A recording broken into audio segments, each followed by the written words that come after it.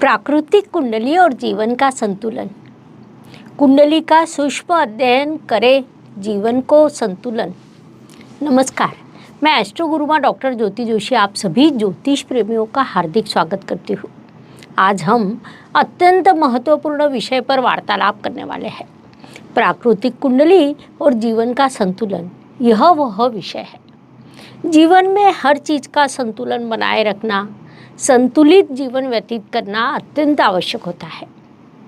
कुंडली के स्थानों को ध्यान में लिया जाए, उनका सूक्ष्म पद्धति से अध्ययन किया जाए तो यह बात अधिक स्पष्ट होती है। हमारे ज्योतिष की एक अलौकिक शक्ति है जो आज मैं आपके सामने उजागर करने वाली हूँ। इसीलिए आज के भाग को अंत तक देखें।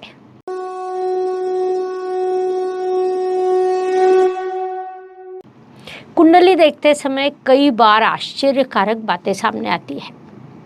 ऐसा ही एक बार जब अध्ययन शुरू था या जे पद्धति के अनुसार जब मैं कुंडली देख रही थी, तब एक विभाग सामने आया।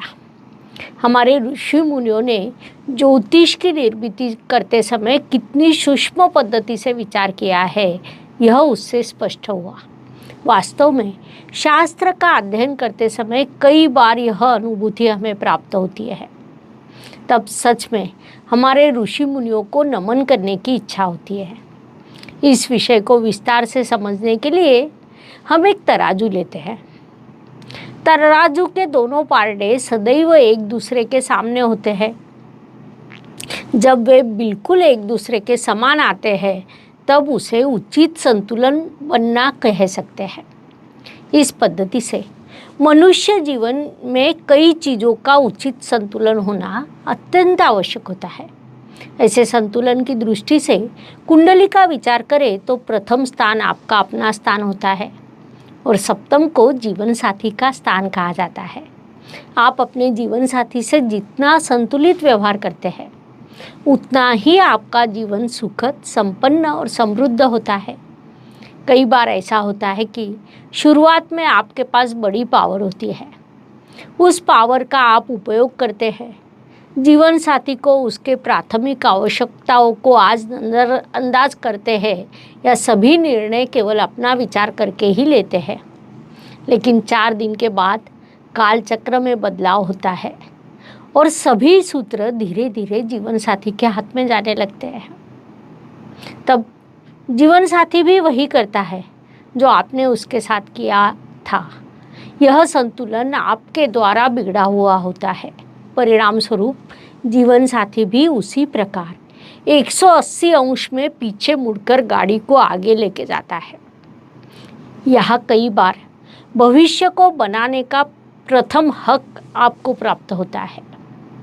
अतिरिक्त अधिकार मिलने पर संतुलन को खराब करना नहीं चाहिए और कम अधिकार मिलने पर अधिक झुकना भी नहीं चाहिए।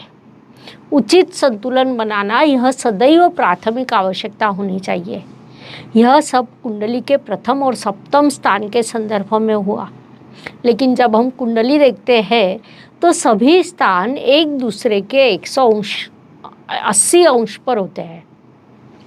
उस अनुसार उदाहरण दिया जाए तो द्वितीय और अष्टम स्थान का विचार किया जाता है। जैसा हमें पता है कि कुंडली का द्वितीय स्थान परिवार का स्थान होता है, अष्टम स्थान आपकी आयु को दर्शाता है। जीवन व्यतीत करते समय आपने परिवार को संभालना और जीवन के अंत में आपके परिवार ने दुख में सम्मिलित होना, इन 2 चीज़ों के उचित संतुलन को जीवन कहा जा सकता है। उसी दिशा से जब हम आगे बढ़ते हैं तो तृतीय स्थान और भाग्य स्थान एक दूसरे के 180 अंश पर होते हैं। कुंडली के तृतीय स्थान को परिश्रम स्थान कहा जाता है। आप जिस पद्धति से कार्य करते हैं, कार्य में जिस प्रकार सम्मिलित होते हैं, वह स्थान और उसके 180 अंश पर भाग्य स्थान आता है। अर्थात परिश्रम और भाग्य का उचित संतुलन होने पर मनुष्य जीवन सफल बनता है। उसी पद्धति से और आगे बढ़ते हैं तो कुंडली का चतुर्थ और उसके 180 अंश पर दशम स्थान आता है। चतुर्थ स्थान को सुख स्थान कहा जाता है और दशम स्थान कर्म स्थान होता है। 8 घंटे नींद लेना, 8 घंटे परिवार के लिए देना और 8 घंटे काम करना, यह एक दिन का संतुलन हुआ। जो आपने सुख स्थान से निर्माण किया वही संतुलन कर्म स्थान से करने पर 8 घंटे काम, 8 घंटे परिवार और 8 घंटे का विश्राम, इस प्रकार संतुलन को बनाए रखा तो आपका सुख और कर्म एक ही दिशा में मार्गक्रमण करते हैं। ऐसा जब कुंडली से सामने आता है तब बड़ा आश्चर्य होता है। हम थोड़ा और आगे बढ़ते हैं। कुंडली का पंचम स्थान और लाभ स्थान भी ऐसा ही है। कुंडली का पंचम स्थान आपकी पढ़ाई का, आपकी कला का, आपकी क्रिएटिविटी का, आपके इष्ट देव का स्थान होता है। इन चीज़ों को आप उचित पद्धति से, संतुलित पद्धति से करते हैं तो उससे लाभ भी संतुलित पद्धति से प्राप्त होता है। आपको खेल में रुचि है तो आप पंचम स्थान से खेल में अग्रसर होते हैं और इच्छा पूर्ति लाभ स्थान से होती है। और आगे जाए तो कुंडली का षष्ठ स्थान आपके नौकरी का स्थान होता है, अर्थात आपको प्राप्त होने वाला लाभ और होने वाला खर्च यदि उचित संतुलन हो तो जीवन सफल बन सकता है। उत्कृष्ट जीवन क्या होता है या उत्कृष्ट लाभ क्या होता है? तो आप अपना खर्च, अपनी जिम्मेदारियां, माताजी, पिताजी, संतति, परिवार की ज़रूरतों को पूरा करके 2 पैसे बचाते हैं तो आपका सांसारिक जीवन उत्तम होता है। वह बचाए हुए 2 पैसे आवश्यकता पड़ने पर काम आते हैं। उसी पद्धति से उचित संतुलन बनाने पर आप उत्कृष्ट जीवन व्यतीत कर सकते हैं। कुंडली के षष्ठ स्थान और व्यय स्थान की भूमिका अत्यंत बड़ी होती है। उनका आप उचित संतुलन बनाकर रखें तो वे एक दूसरे के साथ चलते हैं। संक्षेप में कुंडली के 12 स्थानों में से 6 स्थान और उसके सामने आने वाले 6 स्थान, यह दोनों तराजू के 2 पार्डों के समान होते हैं। एक को संतुलित करने पर दूसरा अपने आप संतुलित होता है।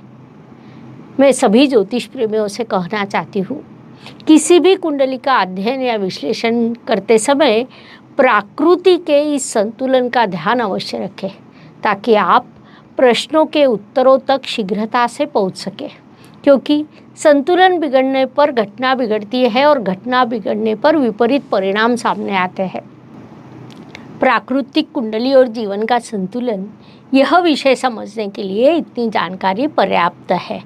हम यही रुकते हैं, पुनश्च अवश्य मिलेंगे। धन्यवाद। शुभम भवतु। जय ज्योतिष। Please like, share and subscribe the channel और हाँ, बेल आइकॉन दबाना ना भूलें। धन्यवाद।